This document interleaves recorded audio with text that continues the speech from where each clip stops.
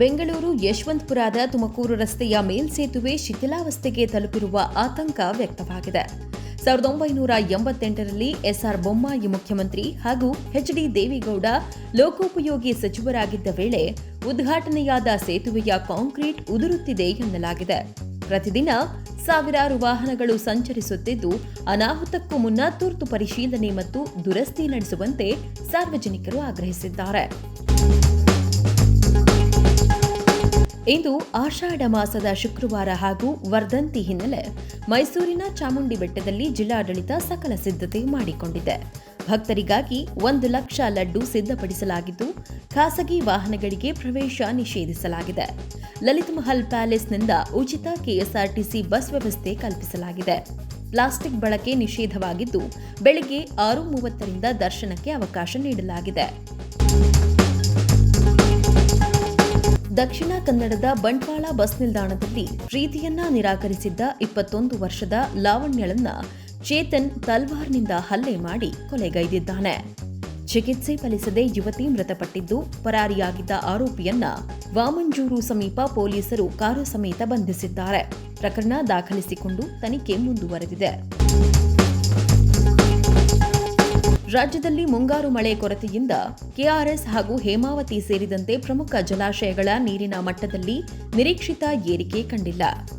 KRS ಕೇವಲ 1335 cusec ಒಳಹರಿವು ದಾಖಲಾಗಿದ್ದು, ಹೇಮಾವತಿಗೂ ಸೀಮಿತ ಪ್ರಮಾಣದ ನೀರು ಹರಿದು ಬರುತ್ತಿದೆ.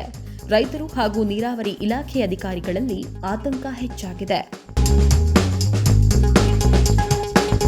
ಬೆಂಗಳೂರು ಕೆಂಪೇಗೌಡ ವಿಮಾನ ನಿಲ್ದಾಣದಲ್ಲಿ ಅಹಮದಾಬಾದ್ಗೆ ತೆರಳಬೇಕಿದ್ದ ಇಂಡಿಗೋ 6E6423 ವಿಮಾನದಲ್ಲಿ ಬಾಂಬ್ ಬೆದರಿಕೆ ಸಂದೇಶ ಪತ್ತೆಯಾಗಿದ್ದು, ಪ್ರಯಾಣಿಕರನ್ನ ಸುರಕ್ಷಿತವಾಗಿ ಕೆಳಗಿಳಿಸಿ ತಪಾಸಣೆ ನಡೆಸಲಾಯಿತು. ಯಾವುದೇ ಸ್ಫೋಟಕ ಪತ್ತೆಯಾಗದೆ ಇದು ಹುಸಿ ಬೆದರಿಕೆ ಎಂದು ದೃಢಪಟ್ಟಿದೆ.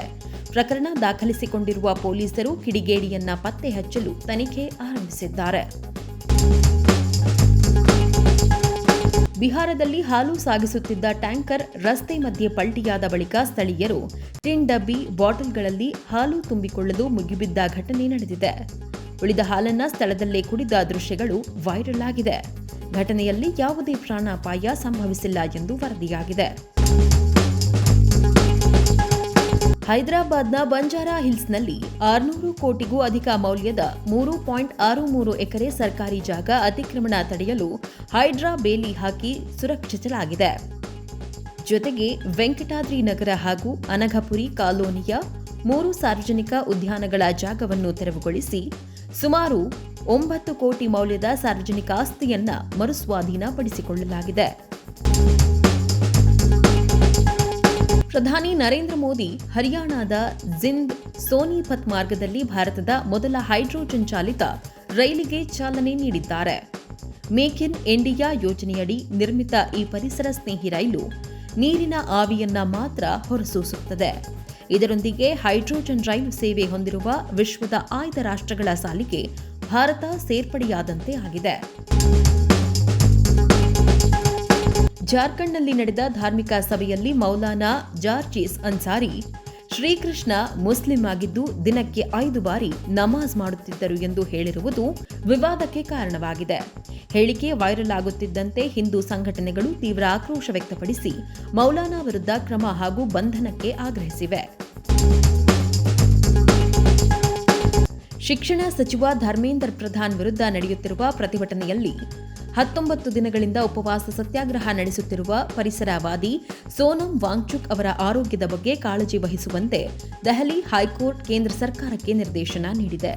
ಸರ್ಕಾರಿ ವೈದ್ಯರಿಂದ ಪ್ರತಿದಿನ ಆರೋಗ್ಯ ತಪಾಸಣೆ ನಡೆಸಿ ಅಗತ್ಯವಿದ್ದರೆ ತಕ್ಷಣ ಚಿಕಿತ್ಸೆ ನೀಡಬೇಕು ಎಂದು ನ್ಯಾಯಾಲಯ ಸೂಚಿಸಿದೆ.